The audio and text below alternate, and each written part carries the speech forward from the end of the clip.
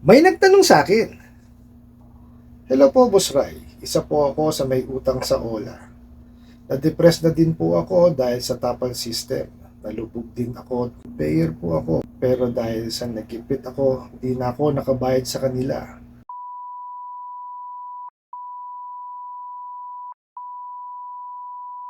Po Ola ko.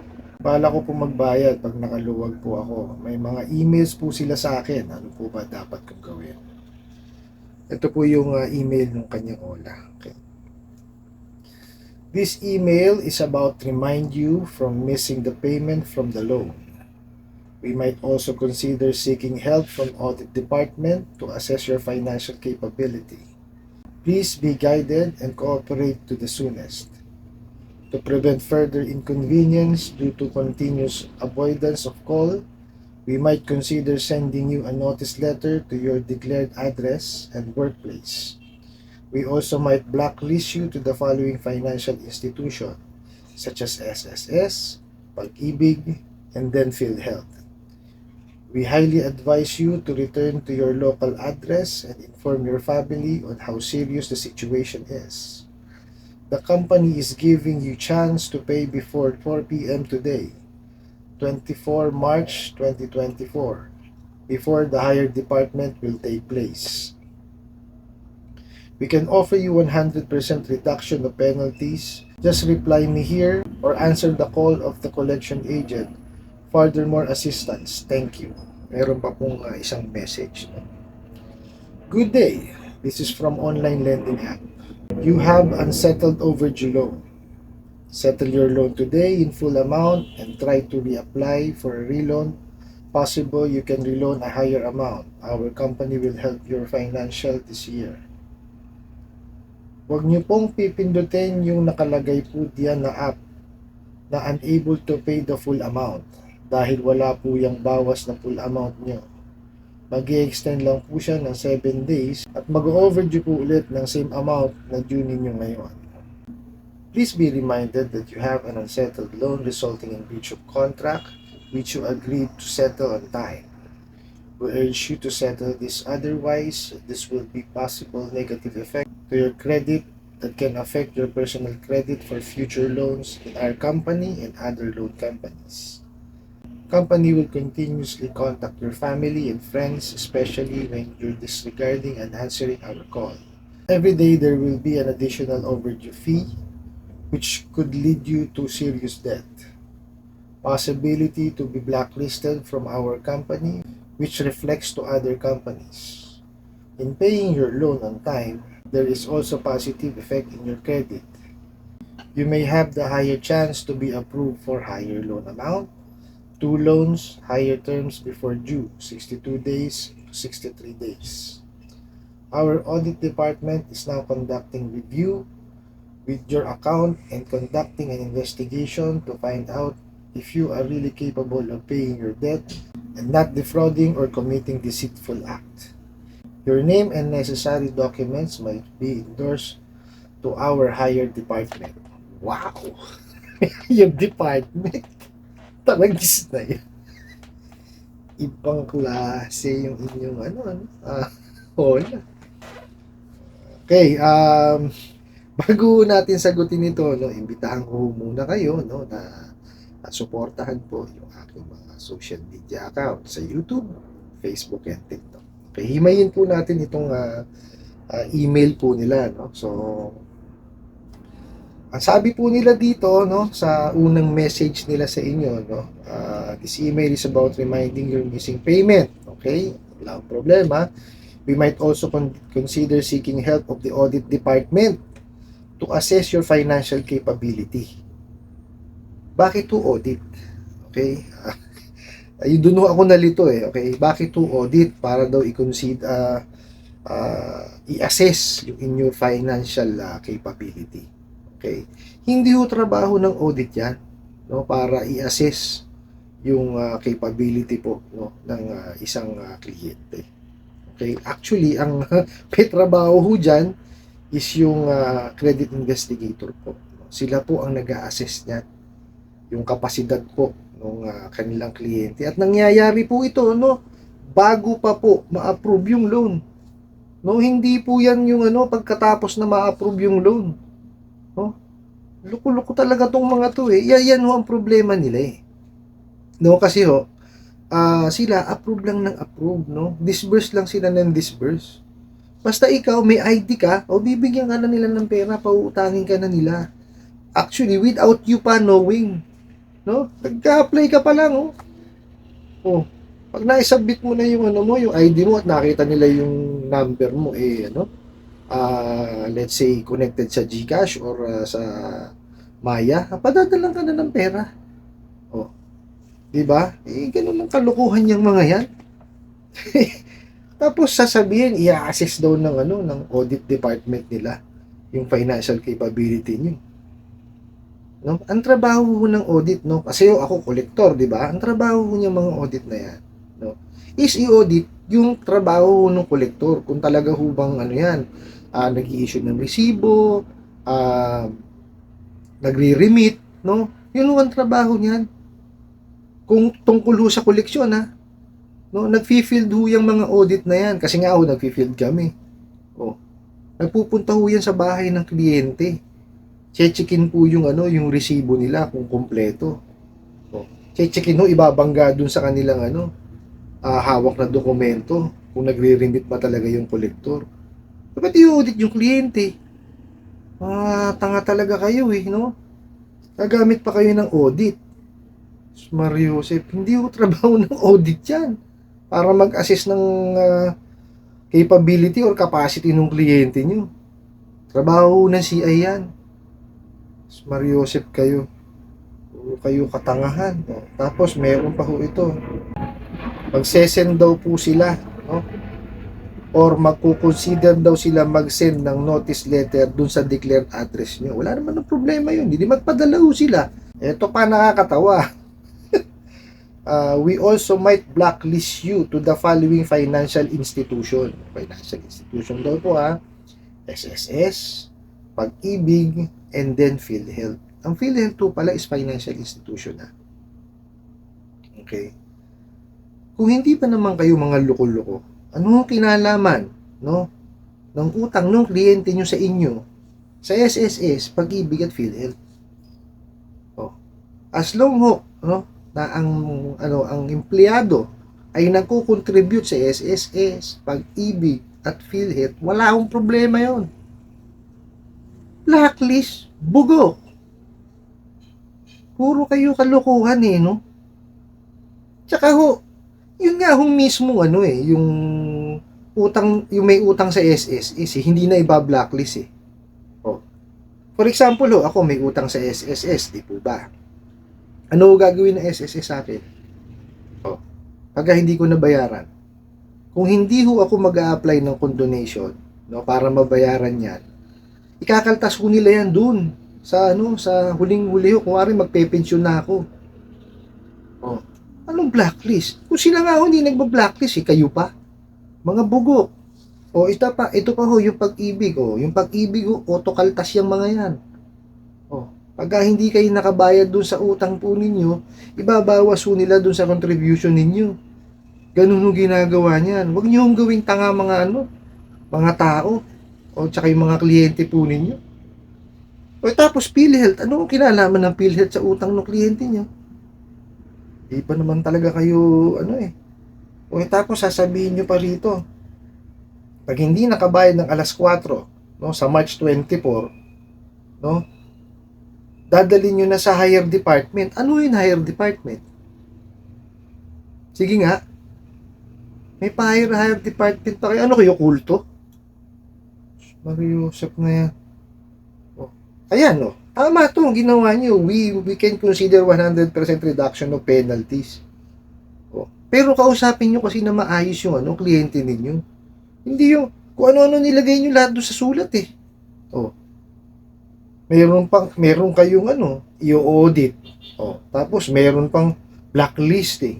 Meron pang higher department. Manong ilagay nyo na lang kagad to na o-offeran nyo ng 100% na reduction sa penalty. Di tapos ang usapan. Tsaka huwag nyo nang baragin pag kinausap kayo, no? Pag tinawagan kayo ng kliyente or sumagot yung kliyente nyo sa tawag ninyo, O yun ang baragin. Minumura nyo agad eh. Paano kayo kakausapin? O, ito pa ho isang sulat.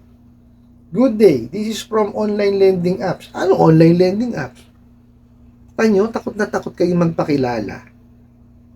Di ba? Multo nyo, takot kayo eh.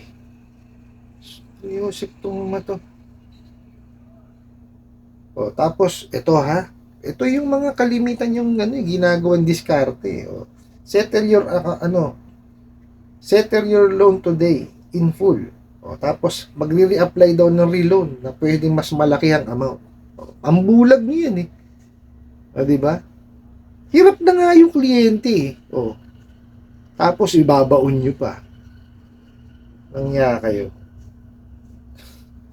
Grabe. O, tapos, ito pa o.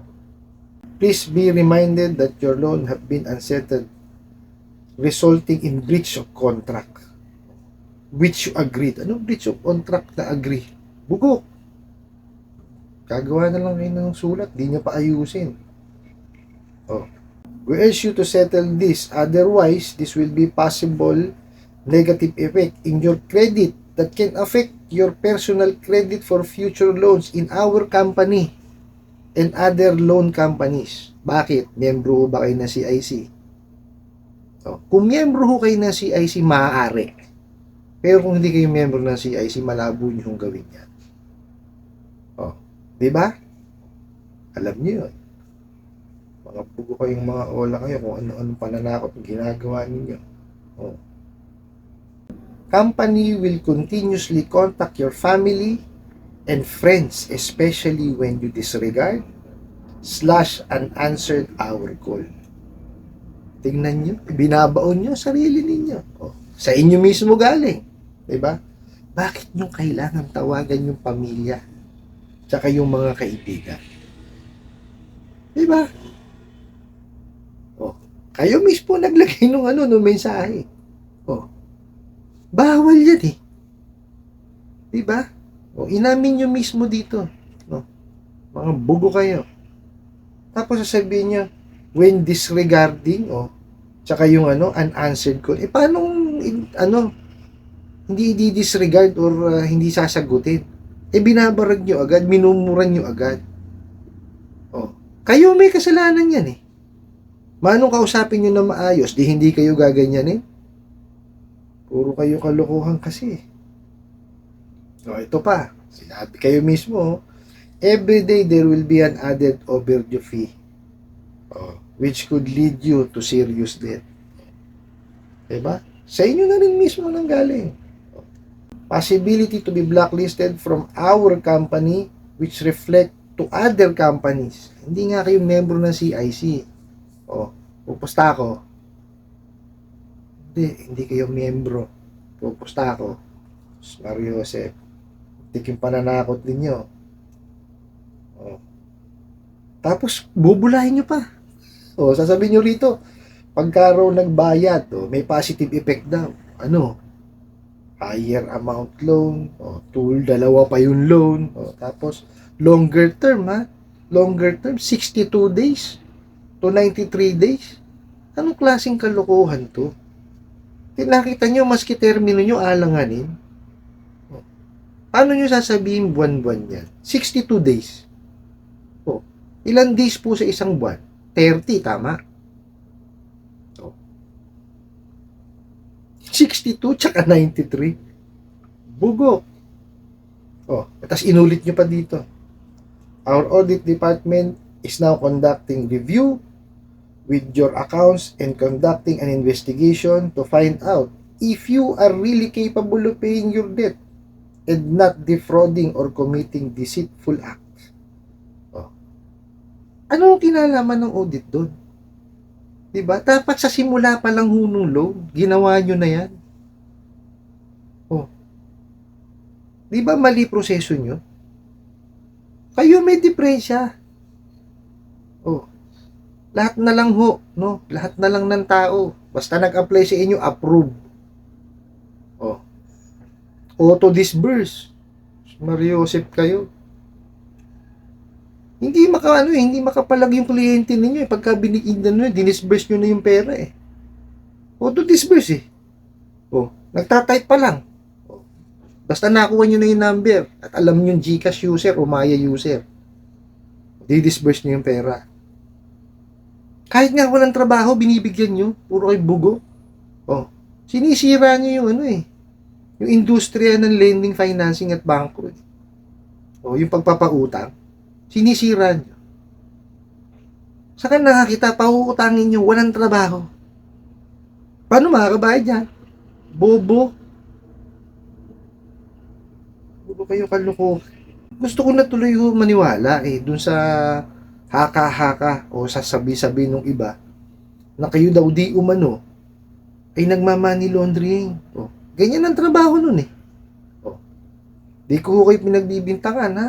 Ako'y sinasabi ko lang sa inyo na gusto ko nang maniwala. Sa di umano ginagawa nyo money laundering lang. Saan kayo nakakita ng ganyan? Walang trabaho, pautangin nyo. Paano makakabayad? Masabi lang na may gumagalaw nakakapagpautang kayo kahit wala namang pumapasok na pera sa inyong bayad. Ano kayo, kalokohan? Akala tuloy nung ibang mga bagong nangungutang, ganyan ang pagpapautang talaga yung ginagawa nyo.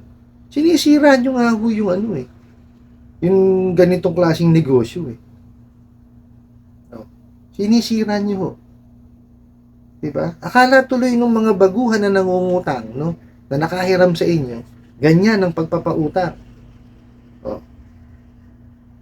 Di lahat ngayon typecasted na.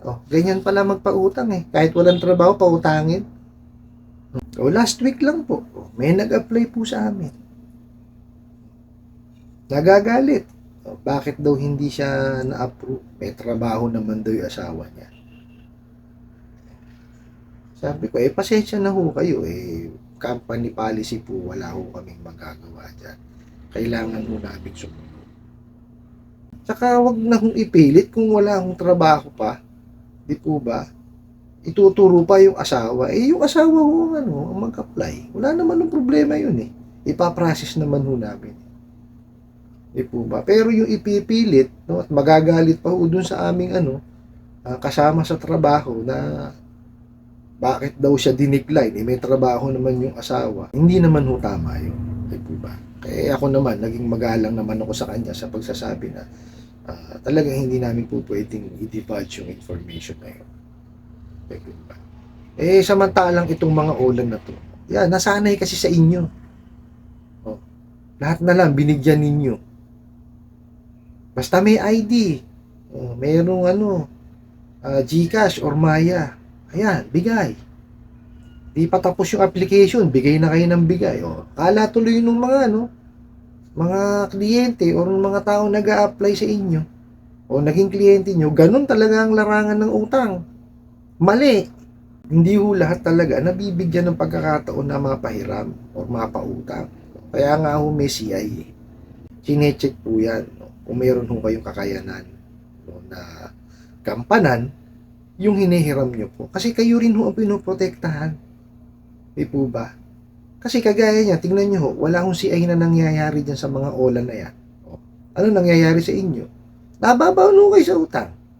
Samantalang ho doon sa mga legitimate na lending, financing at bangko, diba, ina-assess ho kayo.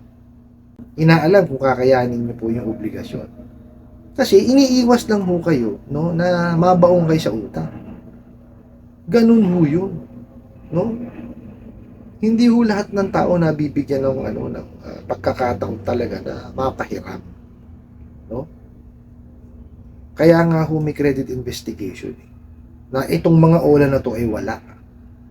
So dun ho sa mga nag-a-apply po, wag niyo hong agad na isipin na kayo ma-approve kasi malaki sahod ko, ganito, ganyan. May mga panuntunan po kada lending, financing or bangko. May kanya-kanya pong panuntunan yan, may kanya-kanya po yung policies and procedure. So, yun ho yung sinusunod ng kanilang mga credit investigator. At even po yung kanilang credit committee. Doon po sila nagbabase kung ma-approve po o madi-decline yung tao. Ano po? At sila rin po no ang nagdi-dictate no yung policies and procedure po. Kung anong requirements ang hihingin sa inyo. So wag ho kayong magagalit no or magtatampo doon sa mga lending financing or bangko no. Pagka hindi ho kayo na-approve, pinoprotektahan lang ho kayo nun. Kumbaga hindi nyo pa ho oras para makahiram. Ano po? Ina-assess kasi nila eh. No, hindi ho naman kasi kagaya ito ng mga ola-ola na yan na kahit sino ho bibigyan nila ng pera kahit wala naman hong kakayanan magbayad. O di po ba? Yun nga ho, walang trabaho na bibigyan eh basta may ID. O, yung tik na kalokohan niya. O di po ba? Sinisira ho nila yung industriya na to. Di po ba? Kaya ako talagang inis na inis sa mga yan. Bukod ho sa harassment na ginagawa niyang mga yan, sinisira ho nila o yung industriya ng pagpapautang. Ano po? I hope nasagot ko po itong katanungan na to at sana po ay makatulong. Maraming salamat po sa inyong walang sawang pagsuporta at panonood sa aking mga videos. Maraming salamat po sa inyong pag-like, pag-share, pag-comment at pagtatanong. Kunin ko na rin po itong opportunity na to na imbitahan kayo na suportahan ang aking mga social media account sa YouTube, Facebook, and TikTok. Hanggang sa muli po, yun lang!